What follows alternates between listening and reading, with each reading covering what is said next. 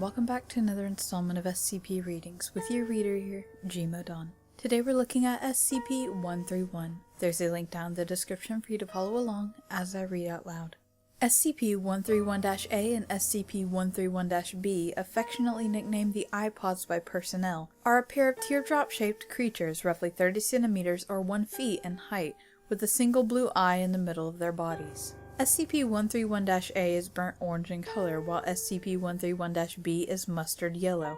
At the base of each creature is a wheel-like protrusion which allows for locomotion, suggesting that the creatures may be biomechanical in origin.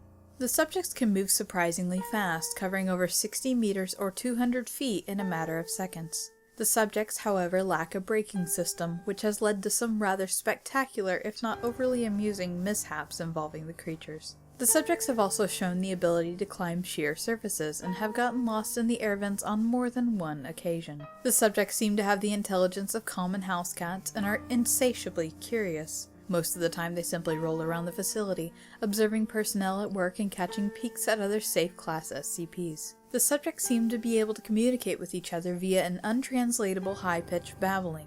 The subjects have never been observed to blink, even in laboratories when the subjects have been videotaped for over 18 consecutive hours. The subjects seem to respond well to any affection given to them and will quickly bond to the giver of said affection, much in the same way a puppy bonds with a human being. They will follow anyone or anything they've made a bond with anywhere, even into normally restricted areas. Although curious, the subjects can sense danger in their general vicinity, and if the object of their bond begins to approach something they register as dangerous, e.g. Euclid or Keter class objects, they will swarm around their bonded companion's feet or appropriate extremities, while babbling in a panicked tone as if to warn them. Because of the daily dangers faced by Site-19 staff in dealing with Euclid and Keter class objects, it is recommended that staff avoid making attempts to bond with the subject, as it can pose a distraction during delicate operations and experiments and may pose a danger to the subjects themselves. If the subjects are ignored by their bonded target long enough, they will eventually lose interest and return to their normal activities.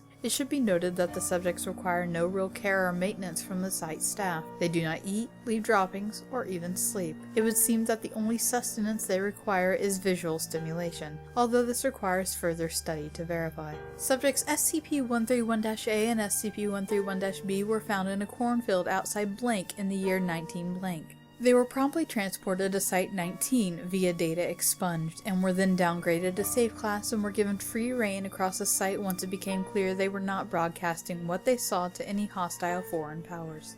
Addendum 131-1. During an incident that took place on an unknown date, the subjects followed one of the cleaning staff on a routine cleaning of the container of SCP-173. After their normal attempts to warn the cleaner of the danger were ignored, the creatures rushed into the container in front of him and the two other personnel on duty. Once inside, the staff members observed the subject sitting in front of SCP-173 and watching it intently as if aware that it could only move if unobserved. The cleaners ignored the presence of the subjects and continued with the bi-weekly cleaning as per standard procedures. When the cleaning crew left, the subject did as well, rolling backwards slowly and never taking their eyes off of SCP-173. Current applications of SCP-131-A and SCP-131-B as wardens for SCP-173, and perhaps other SCP which require constant observation such as SCP-689, are being considered.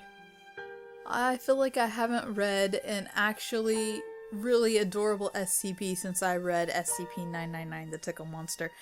These are just really, really adorable. They seem like good little companion guys to keep around, and I can see why they let them roam around the site. That little addendum there was very cute that it watched 173 while they came and cleaned up in its containment cell, and that's just a very kind of a funny picture to see it slowly backing away as they left, keeping an eye on 173. They seem smart. Much smarter than it seems to give them credit for, seeing as they knew what 173 was all about, and it makes me wonder if they sort of have an intuition or higher knowledge than the Foundation seems to know of. Either way, very cute SCP, very lighthearted. I really enjoyed this one, and I hope you guys liked it as much as I did. So that has been SCP-131. Thank you for joining me on this reading. Like, comment, subscribe, and I will see you guys in the next one.